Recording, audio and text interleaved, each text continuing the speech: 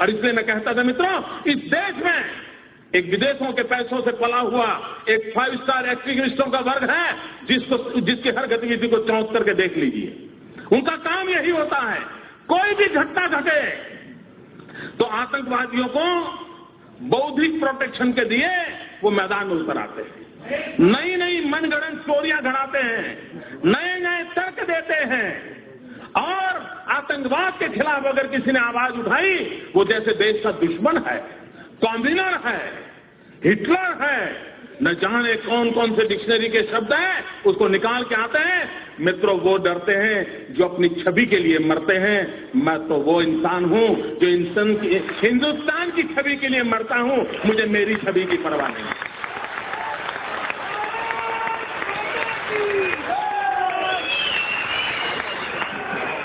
क्या करना है इमेज को दोस्तों? किसके लिए इमेज? फुलमालाएं पहनने के लिए?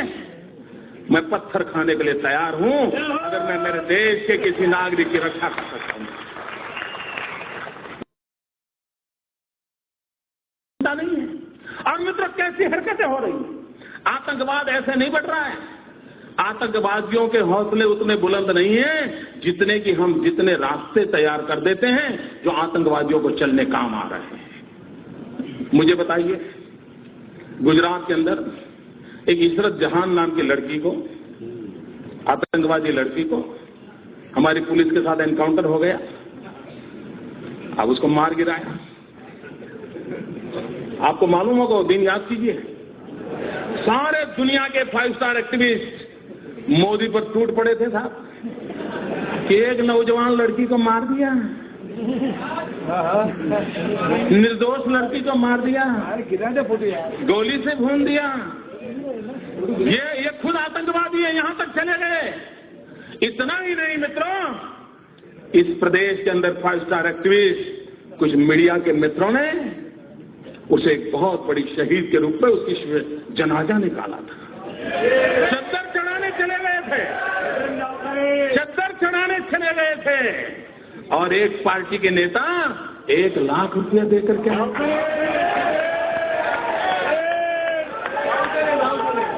सब किया था, सब कुछ किया था। मैं चुप था, वैसे भी मैं ज्यादा बोलता नहीं था।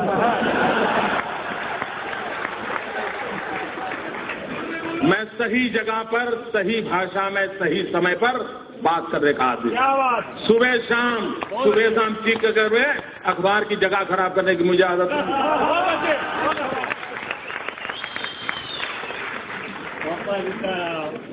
2 प्रकार के नेता होते हैं दोस्तों। कुछ नेता हैं जिनको सिद्धि में विश्वास है, कुछ नेता हैं जिनको प्रसिद्धि में विश्वास है।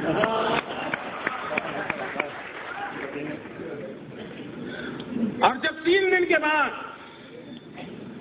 ग्वाजा टाइम्स, जो लश्कर तोयबा का एक मुखपत्र है, उसने एक आर्टिकल लिखा, पाकिस्तान में आर्टिकल छपा कि हमें शान से गौरव हो रहा है कि इशरत जहान जैसे एक लड़की ने हमारे मकसद को पूरा करने के लिए अपने आप को बलि चढ़ा दिया।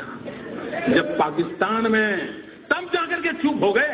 फिर पता नहीं उनकी वो रिकॉर्ड की हुई कैमरा वाली चीजें कहां चली गई, वो चद्दर चढ़ाने वाले कहां चले गए, सारा खो गए। चुप है, 2 साल, इतने साल हो गए, चुप है, तो पूछने वाला नहीं उनको। अगर मैंने ऐसी गलती की होती तो साहब मेरे बाल नोच लेते, मेरे बाल नोच लेते। इशरत जहान, मित्रों, अभी एक टीवी वाला बता रहा था कि किसी ने किसी लड़की को बम रखते देखा। मैं नहीं जानता हो सकते क्या है। लड़कियों का उपयोग हुआ था। जिस दिन गुजरात ने इशरत जहान के एनकाउंटर में हत्या की, अगर महाराष्ट्र की पुलिस जाग जाती तो शायद ये लड़कियां बम रखने के लिए मैदान नहीं होती। लेकिन आपको परेशानी है, आपको निर्णय करने नहीं है, आप डरते हो। मित्रों, ये घटनाएं होती है, जब ऐसी बयानबाजी होती है, इस प्रकार के जनाजे निकाले जाते हैं, चद्दरें उड़ाई जाती हैं, 1-1 लाख रुपया चढ़ाए जाते हैं, तब जाकर के आतंकवादियों का हौसला बुलंद हो जाता है कि यार कुछ तो अपने रिश्तेदार यहां हैं, अपना काम चल जाएगा।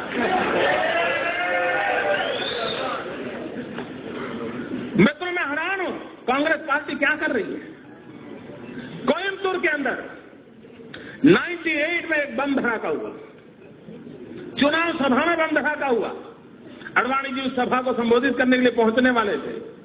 58 लोग मारे गए, 58 लोग मौत के घाट उतार दिए गए, निर्दोष लोग मार दिए गए। वो सारे लोग जेल में हैं।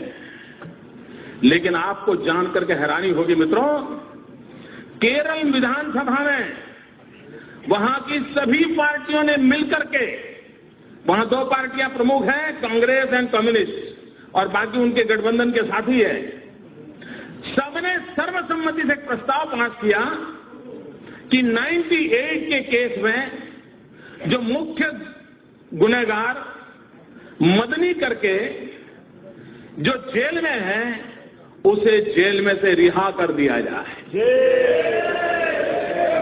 क्या क्या सब समाचार देश को क्या संदेश देना चाहते हो आतंकवादियों को? केरल असेंबली ने और होली के दिन स्पेशल सत्र बुलाया था मित्रों, स्पेशल सत्र बुलाया था, और उस सत्र के अंदर प्रस्ताव पारित किया है कि कोयंबटूर का जो मुख्य गुनहगार है उस गुनहगार को जेल से बरी कर दिया जाए। क्यों?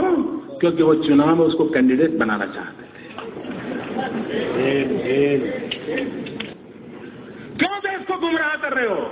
और मैं देश के बुद्धिजीवियों को कहना चाहता हूं, क्या ये गुनाह नहीं है देश के साथ? क्यों उनका हिसाब नहीं मांगा जाता है? अगर मोदी गुनाह करता है तो आपको अधिकार है, और मैं सामने से कहता हूं अधिकार है, आप मेरी खाल उखाड़ लीजिए, लेकिन देश के हित में और लोग जो पाप कर रहे हैं उनसे भी तो देश को प्रशिक्षित कीजिए। क्या ये दायित्व नहीं है हमारा? मैं इन कलम के धनियों को कहना चाहता हूं, देश की ये मांग है। मित्र, अभी आसाम के चुनाव हुए, आसाम के चुनाव के अंदर जिसने आसाम को लहूलुहान कर दिया वो उल्फा ओपनली कांग्रेस पार्टी को चुनाव जिताने के लिए समर्थन में मैदान में था। उल्फा जो आतंकवादी एक्टिविटी करता है, जो निर्दोषों को मारता है, किडनैप करता है, आप उसको चुनाव के अंदर आपका राजनीतिक फायदा हो रहा है, इससे उनका आप किस मुंह से आतंकवाद के खिलाफ लड़ोगे? मित्रों, बिहार में चुनाव हुआ, यूपीए का एक घटक दल वो चुनाव के अंदर एक मेहरबान को लेकर के चुनाव सभाओं में घूमते थे। क्यों घूमते थे? क्योंकि उसका दिखावा बिन लादेन जैसा था। बिन लादेन जैसा दिखता है, ये बिहार में लोगों को दिखा करके वोट मांगे जाते थे। मुझे कल्पना कर सकते हो मित्रों, आज भी हिंदुस्तान में कोई रावण कितना ही शक्तिशाली क्यों न था, लेकिन कोई निकलता है रावण के नाम पर कुछ लेने के लिए? ये बिन लादेन को लेकर के निकलते हैं साहब। और बड़े गौरव से, और टीवी के मित्र भी बड़े शान से बताते थे कि ये देखिए बिल्कुल बिन लादेन जैसे दिखते हैं। पता नहीं उनका किस जन्म का रिश्ता है, मैं नहीं जानता। क्या ये देश की सेवा हो रही है? मित्रों, मेरे भीतर एक आग है, इसलिए मैं बोल रहा हूं। मैं 200 लोगों की मौत देख नहीं सकता दोस्तों। ये मेरा राजनीति नहीं है, ये मेरी राष्ट्र नीति का हिस्सा है। और मित्रों, मैं राजनीति के साथ आने दिया।